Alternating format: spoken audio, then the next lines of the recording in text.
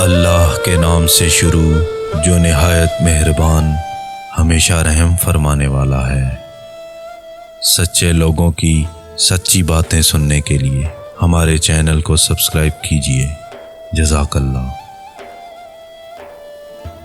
حضرت بایزید بسطامی رحمۃ اللہ علیہ ایک دن مکتب میں داخل ہوئے اور آپ نے سورہ لقمان کی یہ آیت پڑھی کہ اللہ فرماتا ہے میرا شکر ادا کر اور والدین کا شکر ادا کر۔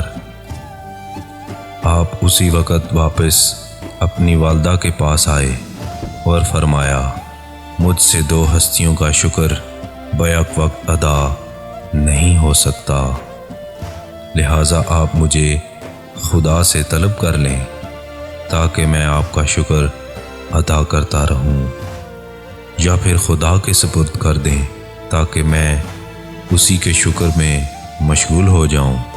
والدہ نے فرمایا کہ میں اپنے حقوق سے دستبردار ہو کر تجھے خدا کے سپرد کرتی ہوں۔ چنانچہ اس کے بعد آپ شام کی جانب نکل گئے اور وہیں ذکر و شغل کو جزو حیات بنا لیا اور مکمل 3 سال شام کے میدانوں اور صحراؤں میں زندگی گزار دی، اور اس عرصہ میں یاد الہی کی وجہ سے کھانا پینا سب ترک کر دیا، بلکہ 170 مشائخ سے نیاز حاصل کر کے ان کے فیوض سے سیراب ہوئے۔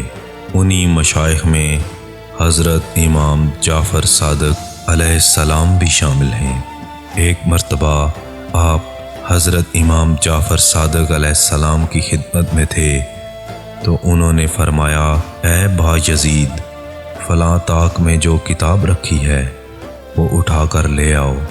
آپ نے فرمایا کہ وہ طاق کس جگہ ہے؟ امام جعفر علیہ السلام نے فرمایا کہ اتنے عرصہ رہنے کے بعد بھی تم نے ابھی تک طاق نہیں دیکھا۔